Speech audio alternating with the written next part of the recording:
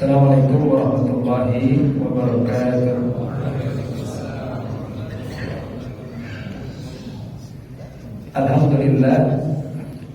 Alhamdulillah bi ni'matihi tatimmus shalihat. Asyhadu an la ilaha illallah wa asyhadu anna Muhammadar Rasulullah. Allahumma shalli ala sayyidina Muhammad wa ala ali sayyidina Muhammad. Qala ta'ala fi kitabihil karim, a'udzu billahi minasyaitonir rajim. Bismillahirrahmanirrahim. Afala yatadabbaruna al-Qur'an am 'ala qulubin aqfaluha. Al-ayat. Hadirin jamaah Masjid Al-Aqsa, jamaah Maghrib rahimahumullah. Bersyukur kepada Allah seraya memanjatkan puji dan puja hanya kepadanya. Dengan nikmatnya kita masih bisa beribadah, melaksanakan kepatutan dan kepantasan sebagai seorang hamba, melaksanakan sholat maghrib berjamaah. Mudah-mudahan amal ibadah kita diterima. Salawat dan salam kita sampaikan kepada yang mulia, yang tercinta, Nabi kita Muhammad sallallahu alaihi wa alihi wasallam. Hadirin yang berbahagia, tema kita kali ini adalah memaknai perbedaan dalam pemahaman. Saudara, ada orang bertanya-tanya atau bingung dengan sebuah situasi, keadaan yang ada. Kenapa Islam ini terkesan terpecah belah, berbeda-beda? Katanya kitabnya sama, Tuhannya sama, kiblatnya sama, nabinya sama, tapi kenapa berbeda-beda? Siapa yang membuat perbedaan ini? Bahkan ada yang mencurigai, ini jangan-jangan ulama bikin perbedaan ini karena pesanan gitu. Atau dia salah memahami dan lain sebagainya lah. Pertanyaan itu wajar muncul, mungkin karena satu perspektif yang terbatas. Padahal kalau kita memahami secara komprehensif, menggali dan meneliti tentang hukum atau dalil-dalil utama, sumber dalil dalam umat Islam yaitu Al-Quran dan Hadis, maka kita akan menemukan bahwa perbedaan itu adalah sebuah keniscayaan. Bedakan antara perbedaan dan perpecahan. Ada istilah ikhtilaf, ada iftiraq, ada khilafiyah, ada firqah. Nah, kalau ikhtilaf itu perbedaan pandangan, pendapat. Tapi kalau firqah itu dia udah pecah, keluar dari hal-hal yang umum, hal-hal yang pokok. Maka bicara firqah itu nanti ada bukunya tersendiri. Ada firqah an-najiyah, ada firqah al-dhalalah. Ada kelompok yang selamat, ada juga kelompok yang sesat. Saya tidak di situ bagiannya. Coba kita memahami tentang khilafiyah, perbedaan atau perselisihan pandangan di kalangan umat Islam atau dalam pendapat para ulama. Karena ulama ini adalah warasatul anbiya, pewarisnya para nabi. Coba kita membayangkan begini. Ada slogan, kita kembali kepada Al-Quran dan Hadis. Kira-kira sepakat ya kita? Sepakat. Ya, kembali ke Quran dan itu nggak ada yang nolak, nggak ada yang bantah. Kita semua sama. Cuma persoalannya kembali ke Quran dan Hadis itu maknanya apa? Apakah maknanya kita memaknai, menafsirkan sendiri semau-maunya, kemudian menyimpulkan sendiri semau-maunya? Apa itu yang dimaksud dengan kembali ke Quran dan Hadis? Pertanyaan berikutnya, kalau kita memahami sendiri, menafsirkan sendiri, siapa kita? Berapa surat yang kita hafal? Berapa juz yang kita hafal? Berapa ratus, berapa ribu, berapa juta hadis kita hafal? Kalau sekian juz aja tidak hafal, sekian ribu hadis aja tidak hafal, bagaimana mau menafsirkan, memahami Al-Quran dan hadis Rasulullah SAW? Terus apa maknanya kembali ke Quran dan hadis? Kembali kepada Allah dan Rasulnya. Kalau kembali ke Allah dan Rasulnya, Allah gaib, Rasul gak ada. 14 abad yang lalu Rasul sudah meninggal dunia. Terus siapa yang mau kita tanya? Maksa pengen ketemu Nabi? Mustahil. Kalau ketemu, harapan ingin berjumpa beliau bisa, paling tidak dalam mimpi. Karena Rasul bersabda, "Man ra'ani fil manam faqad ra'ani haqqan." Siapa yang bermimpi, dalam mimpi itu dia bertemu dengan aku, kata Rasul, sungguh ia betul-betul berjumpa dengan aku. Kenapa demikian? Fa inna syaitan la yatamathalu bi. Karena setan tidak bisa menyerupai bentukku. Nah, pertanyaan buat kita, udah ketemu Nabi belum kalau dalam mimpi? Belum. Bismillah. Dengan apa? Amalkan amalan terbaik yang dicintai oleh Rasulullah. Dan jangan lupa sholawat. Malam Jumat menjadi sunnah yang utama. Saudara yang berbahagia, jadi kalau Rasul aja gak bisa ditemui dan bertanya langsung, terus siapa yang kita tanya? Sahabat sudah tiada, tabi'in udah lewat, tabi'in juga udah berlalu. Terus siapa? Jawabannya satu, para ulama. Apa yang bisa kita ketahui, apa yang bisa kita tanyakan pada para ulama? Mau ketemu langsung? Sekarang perbandingan ulama dan umat jauh betul. Kalau pejabat meninggal, gantinya banyak gak Pak? Banyak calonnya. Tanggal 20 nanti apa Pak? Tanggal 20 apa nanti? Yang baru. Tanggal 20 itu Oktober sebelum November. Tapi kalau ulama mengalami kelangkaan, bukan hanya problem buat umat untuk mempertanyakan agama, tapi lebih dari itu, hilangnya ulama pertanda kiamat mau tiba. Kenapa?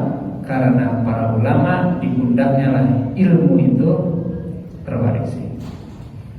Jadi kalau kita mengatakan kembali kepada Quran dan hadis, kembali kepada Allah dan Rasulnya, bukan berarti seenak-enaknya kita menafsirkan Al-Quran, tapi bertanya kepada para ulama. Pertanyaan berikutnya, ulama yang mana yang kita tanyakan? Maka disinilah dibuka wawasan kita. Dalam urusan hukum, urusan ibadah, sholat, puasa dan sebagainya, ada ulama yang mu'tabar, yang mumpuni dalam keilmuan, teruji metodologi dalam hukumnya maupun juga pengikutnya. Kita mengenal ada Imam Hanafi, ya kan, yang lahir tahun 80 Hijriah. Ada Imam Malik namanya Malik bin Anas yang lahir pada tahun 94 Hijriah. Ada Imam Syafi'i yang lahir pada tahun 158 Hijriah, dan ada Imam Hambali yang lahir tahun 164 Hijriah. Itu baru 4. Sementara ahli fikih ini banyak. Ada Az-Zahiri, ada Al-Laisi, Ja'fari, banyak. Setidaknya 4 inilah yang ada, yang bisa kita lihat. Buku-bukunya ada, pengikutnya juga ada, amaliyahnya juga terlihat dalam dunia Islam. Nah, kira-kira di Al-Aqsa ini mazhabnya apa ini? Gampang ditebak. Tadi imamnya baca bismillah. Ya. Kira-kira mazhab apa itu? Yang jelas bukan Imam Samudra. Imam apa? Syafi'i. Karena menghukumi, mengetahui tentang Fatihah saja, itu ada 3 mazhab itu. Mazhab Syafi'i yang menjaharkan bismillah. Bismillahirrahmanirrahim. Syafi'i. Ada yang tidak, sama sekali membaca bismillah. Imam Malik langsung Alhamdulillahirabbil alamin. Ada yang disirkan, dipelankan. Bismillahirrahmanirrahim. Alhamdulillahirabbil alamin. Imam Hambal. Terus kalau ada orang yang mengatakan, oh pokoknya hanya Syafi'i yang benar, yang lain salah, disinilah persoalannya. Kalau orang sudah merasa paling benar, padahal sebetulnya ini wilayah kebenaran manusia, memaksakan kebenarannya, menyalahkan orang lain, disitulah kesalahannya. Kadang kita ini salah memahami istilah, ya. Kan dalam kata-kata Al-Quran itu ada hak dan batil, ada shawab dan khoto. Kalau urusan akidah, urusan keimanan, itu istilahnya adalah hak dan batil. Mutlak kalau hak itu, batil juga mutlak, mutlak salah, mutlak benar. Al-Quran itu hak, tapi penafsirannya ya. Jadi kalau ayatnya, Qurannya itu adalah qat'i, benar dari Allah, nggak salah ayatnya. Tapi kalau pemaknaannya, penafsirannya itu tidak qat'i, tapi apa? Zanni. Tapi kalau kemudian urusan fikih, urusan hukum, jangan pakai istilah hak dan batil. Pakai istilah apa? Shawab, khoto. Ketika istilah akidah dipakai untuk menjelaskan atau menyelesaikan masalah fikih, disitulah masalahnya. Ada mengatakan ini yang hak ini yang hak nih, yang lain batil. Padahal yang sedang dimasalahkan masalah fikih. Nih sholatnya yang hak tuh gini. Terus pakai dalil al-haqqu mir rabbika fala takunanna minal mumtarin. Kebenaran datang dari Allah, maka janganlah kau ragu sedikit pun. Sebagai ayat, benar nggak ayat itu? Benar. Tapi memaknai, menafsirkan ayat itu untuk menjelaskan masalah khilafiyah fikih, itu yang salah. Mestinya kalau bicara tentang fikih, di sana ada khilafiyah, maka bukan hak dan batil, tapi shawab dan khoto. Nah yang kayak begini nih kadang bukan untuk konsumsi umum sebetulnya. Ini adalah wilayah para ulama. Saudaraku yang berbahagia, apa khoto, apa shawab? Apa bedanya hak dan batil? Hak dan batil itu urusan akidah, ya. Keimanan hak, kekufuran batil. Keimanan hak, kemusyrikan batil. Menyembah Allah itu hak, menyembah berhala itu batil. Itu jelas kan? Dan di situ gak ada khilafiyah. Kalau ada orang berbeda dalam masalah akidah, itulah yang kemudian memunculkan firqah, kelompok-kelompok yang keluar dari ajaran utama Islam. Tapi kalau urusan khilafiyah, masalah fikih, masalah hukum, maka pendekatannya adalah as-shawab dan al-khata. Gambarannya gini Bapak Ibu sekalian. Kalau ada seorang memanah, ada busur, ada anak panah, ada apa namanya? Ada target yang mau disasar kan. Di situ kan dibikin lingkaran-lingkaran ya. 10 cm, 20 cm dan selanjutnya. Kalau berada sampai di titik utama, nah itulah yang luar biasa. Memahami hukum Islam, memahami soal khilafiyah, itu sebenarnya ibarat kita memanah. Satu orang memanah, tarik busurnya, des. Ternyata mengenai garis pertama yang 5 cm atau 10 cm. Di situ dia. Orang kedua tarik lagi, lepas, ternyata makin jauh, 20 cm. Yang ketiga, des, wah tepat sasaran, tapi masih belum di titik utama. Begitulah kira-kira gambaran untuk bagaimana memahami soal hukum hukum Islam atau khilafiyah. Mana yang benar? Tiga-tiganya benar, cuma akurasinya yang berbeda. Ya, akurasinya yang berbeda. Soal tadi, apa yang dilakukan dalam sholat maghrib, ada yang pakai bismillah, ada yang disirkan, ada yang tidak sama sekali. Itu persoalan khilafiyah. Saudara-saudara yang berbahagia, kita masuk sekarang. Kenapa? Apa sebab perbedaan itu terjadi? Ini kalau bicara dari sisi keilmuan, para ulama tentu saja, perbedaan itu memang ada dalam pemahaman ayat Al-Quran, bukan Al-Qurannya. Kalau Al-Qurannya sama, saya mau di luar negeri, di Mekah, di Mesir, di Maroko, ada orang Maroko baca Quran sama Pak, sama. Di Mesir sama. Kalaupun berbeda, itu di qiraah. Ada qiraah sab'ah, ada qiraah asyrah, ada qiraah yang lainnya. Dalam hal melafadzkan, ada yang baca wadduha wal-laili idza saja. Ada yang baca wadduha wal-laili idza saja. Pernah nggak dengar di sini? Nggak ada kan? Ini kalau ada di sini kayaknya langsung diberhentikan jadi imam itu. Padahal secara keilmuan ini ada riwayat qiraatnya itu. Mohon maaf, bukan orang Betawi ya, bukan. Jangan karena kayak orang Betawi ini baca ini. Bukan. Nah itu populer di Afrika sana, ya, di Maroko. Ya, riwayat Warsh. Kalau kita riwayatnya siapa? Kita Hafiz an-Asim. Nah ini ilmu Quran juga ada ulamanya masing-masing. Tadi saya baru menyinggung ilmu fikih, belum yang lainnya. Jadi berbeda di dalam memahami ayat Al-Quran. Kalau Al-Quran yang sama, dalam hal apa? Dalam pemaknaan Al-Quran yang seperti apa terjadi perbedaan?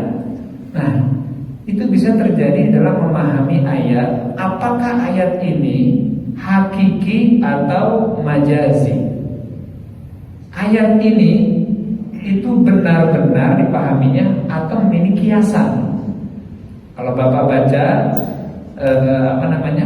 Al-Quran surat Al-Fat ayat 10 ya. Innal ladzina yubayyi'unaka innama yubayyi'una Allah yadullahi fawqa aydihim faman nakatha fa innama yanqusu ala nafsihi, dan selanjutnya. Ayat yadullah fawqa aydihim, tangan Allah di atas tangan mereka.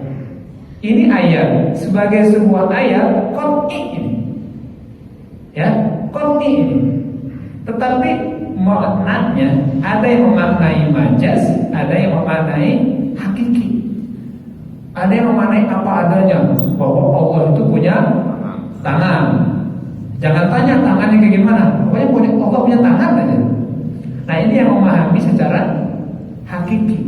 Tapi ada yang memahami secara majazi. Apa makna tangan di situ? Tangan di situ artinya kekuasaan Allah. Nah nanti tuh dalam urusan akidah, nanti ada tuh ulama Asy'ariyah, ya, Maturidiyah, ya, dan lain sebagainya. Jadi memahami Al-Quran itu terjadi perbedaan dalam ayat yang punya makna hakiki dan punya makna majazi. Di situ udah berbeda, ya. Dan ini ada di dunia Islam, di Indonesia juga ada.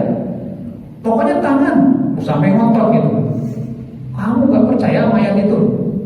Kalau nggak percaya sama itu dosa kamu, tahu gitu jadi kan? Oh, kafir kamu kalau nggak mengimani ayat itu. Kita harus katakan sebagai sebuah ayat, iya, qat'i, hak itu. Tapi kalau pemaknaan itu relatif. ya, zon namanya. Kemudian perbedaan itu juga dalam kata atau kalimat mushtarak. Jadi Quran itu ada kata yang punya makna lebih dari satu. Ya. Misalnya dalam Al-Qur'an itu ada ayat aula mastumun nisa dalam surat Al-Maidah ayat 6 ya. Ya ayyuhalladzina amanu idza qumtum ilas salat faghsilu wujuhakum, terus mau akhir dari ayat itu adalah aula mastumun nisa, atau kamu menyentuh wanita. Menyentuh kata aula mastum sebagai sebuah ayat qat'i ini, tapi sebagai sebuah makna dan penafsiran ini menimbulkan penafsiran yang macam-macam. Setidaknya ada 3 pendapat di sini dalam ahli fikih. Ada yang mengatakan aula mastumun nisa, menyentuh wanita itu batal. Mazhab siapa ini? Syafi'i. Sengaja nggak sengaja batal aja, kecuali yang mahram. Istri batal ya kalau bersentuhan? Batal. Dia ajnabi, dia bukan mahram tapi ajnabi, orang luar yang menjadi halal karena pernikahan. Sebelumnya dia orang luar. Jangan bilang istri kan dekat masa batal. Emang gitu. Gimana kalau istrinya 4? Nah, tapi ada juga yang memahami aula mastum, ya, bukan menyentuh kulit, tapi berhubungan badan. Jadi menyentuh wanita di situ artinya berhubungan badan. Jadi kalau hanya menyentuh itu tidak. Pendapat siapa ini? Imam Hanafi. Ya. Dan ada yang ketiga, itu pendapatnya Imam Malik. Aula mastumun nisa, betul itu menyentuh, tapi tergantung menyentuhnya. Ketika menyentuhnya itu ada syahwat atau enggak. Kalau enggak sengaja enggak batal, tapi kalau ada setrum, ada syahwat, maka jadi batal. Ayatnya satu, penafsirannya banyak. Kalau di kalangan ulama aja berbeda, ya kan, maka wajar juga ada perbedaan. Perbedaan itu keniscayaan. Yang gak wajar itu ketika mengatakan pendapat saya paling benar. Kalau udah pendapat saya paling benar, terus mengatakan itu ayatnya ada loh, kamu kalau gak beriman kafir kamu, wah udah, itu udah bagian akidah di situ.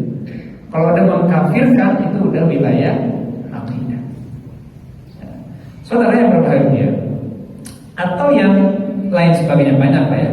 Jadi memaknai ayat Al-Qur'anul Karim. Yang kedua, sebab perbedaan itu adalah di dalam memahami kedudukan hadis Rasulullah Muhammad SAW. Kalau tadi ayat Quran, sekarang kedudukan hadis aja itu menimbulkan khilafiyah. Kalau Bapak Ibu yang pernah hajinya haji reguler, itu ada amaliyah namanya sholat arba'in di Madinah, betul ya? Apa itu arba'in? 40 waktu sholat di Masjid An-Nabawi. Hadisnya apa? Man shalla arba'ina sholatan la tafutuhu sholatun kutibat lahu bara'atun minan nar, bara'atun minal adab, bara'atun minan nifaq. Siapa yang sholat 40 waktu tanpa putus sedikit pun atau satu pun, dicatat baginya itu pembebasan dari neraka, pembebasan dari azab, pembebasan dari sifat munafik. Ini teks hadisnya, ini matan hadisnya. Tapi masalah kedudukan atau status hadis ini, wah itu diperdebatkan. Ada yang mengatakan ini adalah hadis hasan. Hasan itu apa? Ittisalus sanad, mata rantainya bersambung. Kemudian pembawa riwayatnya adalah orang yang pada setiap generasinya ya itu tidak putus, tetapi salah satu periwayatnya dalam satu generasi itu kadang-kadang lupa. Itu hadis hasan. Tapi nanti hadis hasannya hasan apa? Hasan li dzatihi atau hadis hasan li ghairihi. Kalau dia disupport sama hadis yang lain, dari hadis hasan dzatihi jadi hadis hasan li ghairihi, kuat jadinya. Tapi ini kemudian didoifkan oleh Syekh Nasiruddin Albani, sehingga ada yang enggak melakukan amaliyah sholat arba'in di Madinah. Boleh kan? Boleh. Berbeda itu boleh. Ya. Yang menjadi masalah kalau menganggap bahwa ini sesuatu yang harus gitu. Nah, saudara yang berbahagia, atau misalnya begini, ada hadis ini, la nikaha illa biwaliyin. La, tidak, nikah dianggap nikah illa kecuali biwaliyin, dengan walinya. Ini hadisnya, Pak. Tapi kata-kata la di depan tidak. Nah, di sini dua pendapat ini. Apakah la di sini artinya tidak sah kalau nikah tanpa wali, atau la di sini tidak sempurna? Kan gak ada kata-kata la soha atau la kamila, kan gak ada. Hanya la saja. Nah, disitulah para ulama berbeda pendapat. Ada yang mengatakan bahwa kata Imam Hanafi, la di situ tidak sempurna.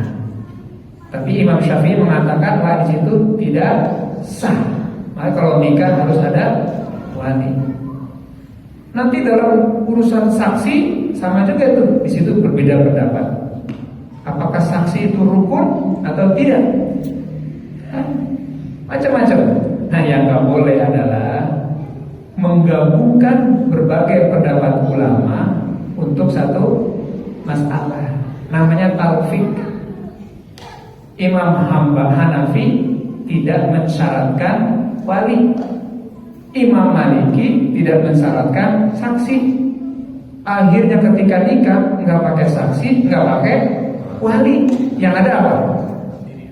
Dia pengantin pria, satu pengantin wanita. Ijab kabul dua-duaan. Gak ada saksi, gak ada wali. Nah, itu pun masalah. Itu namanya talfik. Itu yang gak boleh. Tapi sekali lagi, sebagai sebuah pengetahuan tentang bagaimana memahami kedudukan hadis, disitulah ulama terjadi perbedaan. Yang berikutnya, saudara bapak ibu yang berbahagia, tinggal yang menit lagi ya. Ini mestinya 2 jam nih kalau ya. Saya coba kejar-kejarnya. Sekarang gini, saya masuk ke yang berikutnya. Perbedaan ini sebetulnya terjadi kapan sih? Ikhtilaf ini terjadi kapan sebetulnya? Maka jawabannya adalah dari zaman Nabi juga sudah ada perbedaan. Cuma kalau Nabi itu orang yang bijaksana, orang yang bisa menjelaskan seluruh urusan agama. Tapi perbedaan ada, Pak. Contoh, ya, bahwa ada sahabat ketika masuk sholat nggak ada air. Akhirnya karena nggak ada air, fa'illam tajidu ma'an fatayammam. Kalau nggak ada air maka tayamumlah sahabat tuh, Pak. Udah gitu sholat, semuanya sholat. Udah gitu ada air. Maka sebagian sahabat wudhu, udah gitu sholat lagi.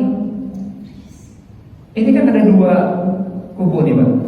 Akhirnya dua-duanya ngadu sama Rasulullah. Ya Rasulullah, ketika kami mau sholat, gak ada air, kami tayamum, udah gitu sholat. Kami semuanya sholat, tapi kan ada air, maka sebagian dari kami wudhu, udah gitu sholat lagi. Mana yang sah ya Rasulullah? Apa jawaban Rasul? Yang tayamum terus sholat dapat pahala 1. Yang tayamum sholat, udah gitu ada air, wudhu, terus sholat lagi dapat pahala 2. Selesai. Coba kalau hari ini, kira-kira gitu nggak jawabannya? Hah? Wah, nggak benar di ngajinya itu, salah itu semuanya. Nggak diterima, langsung dihakimi, nggak diterima tuh. Luar biasa. Nah, saudara yang berbahagia, itu di zaman Rasulullah. Ada juga di Masjid Quba. Masjid Quba itu kira-kira 4 kilo dari Masjid Nabawi. Rasul di Masjid Nabawi ada imam di Masjid Kuba. Ini imamnya antik ini. Kalau sholat habis baca ayat tertentu, susul dengan surat Al-Ikhlas. Rakaat pertama Al-Ikhlas, rakaat kedua Al-Ikhlas. Lalu ditutup dengan Al-Ikhlas. Yang protes siapa? Jamaahnya. Apa kata jamaahnya? Imam, ini kami tahu engkau adalah yang terbaik dari kami. Makanya kami pilih jadi imam. Cuman keberatan kami, kenapa selalu ada surat Al-Ikhlas di setiap rakaat, setiap habis ayat tertentu? Apa kata imamnya? Ya sudah, kalau nggak suka, yang lain aja ganti, jangan saya. Ya kan ngambek nih imam. Ganti aja yang bukan itu maksud kami, kata jamaahnya. Kami tahu kau yang terbaik, aqra'ana wa afhamana. Yang paling banyak hafalannya, yang paling paham juga di antara kami. Bukan itu maksud kami. Tapi imamnya kekeh, ya udah kalau nggak suka cari yang lain aja. Ya. Akhirnya deadlock, kalau bahasa sidangnya. Akhirnya ngadu ke Rasulullah. Datang ke Rasulullah, ya Rasulullah, ini imam kami di masjid ini. Kalau imamin kami selalu ada Al-Ikhlas. Nah, ditampung oleh Rasul. Begitu Rasul panggil nih imam nih. Apa benar apa yang dikeluhkan oleh jamaah? Apa ya Rasulullah? Kamu kalau imamin selalu ada Al-Ikhlas. Kata sahabat tadi, betul ya Rasulullah. Terus dasarnya apa? Kenapa membaca itu? Padahal saya nggak ngajarin, saya nggak nyontohin, saya nggak memerintahkan sama sekali. Kenapa kau lakukan itu? Dasarnya apa? Apa jawab si imam tadi? Anak lahir, saya suka dengan surat Al-Ikhlas karena ada kalimat tauhid, qul huwallahu ahad, Allahus samad, lam yalid wa lam yulad wa lam yakul lahu kufuwan ahad. Saya suka, saya senang. Allah yang esa, Allah tebal bergantung, yang tidak beranak dan tidak diperanakan, dan tidak ada yang sama dengan Allah. Mendengar jawaban gitu Pak, apa jawaban Rasul? Hubbuka iyyaha adkhalakal jannah. Cintamu kepada Al-Ikhlas menghantarkan kamu ke dalam surga. Masya Allah. Coba bayangin, cintamu pada surat itu menghantarkan kamu ke dalam surga. Coba kalau di sini, ya ada yang baca gitu, kira-kira apa respon jamaah? Bid'ah itu mah, ya kan? Wajar nggak ngomong gitu? Wajar juga sih Pak, wajar juga kan? Emang itu hal yang baru kok. Tapi persoalannya apa setiap yang baru itu salah? Jawaban Rasul atas tindakan sahabat tadi bukan mengatakan kamu udah lancang ya, kamu udah kelewatan ya, saya nggak ngajarin, saya nggak nyontohin, saya nggak memerintahkan, kenapa kamu baca? Wah, nggak dimaki-maki gitu Pak. Tapi diapresiasi sama Nabi, hubbuka iyyaha adkhalakal jannah. Ini yang menjadi dalil. Nah, masuk di sini. Gara-gara hadis inilah kemudian para ulama menghukumi boleh kalau ada orang cinta sama surat tertentu. Surat Yasin. Surat apa lagi? Al-Waqiah. Cuma saya mau tanya nih, Bapak sering baca Al-Ikhlas kan? Bapak sering baca Ikhlas kan? Dasarnya apa Pak? Dasarnya apa? Apalagi sama itu.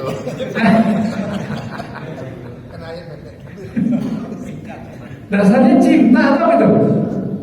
Ini persoalannya. Ya tadi pendek cepet lah gitu.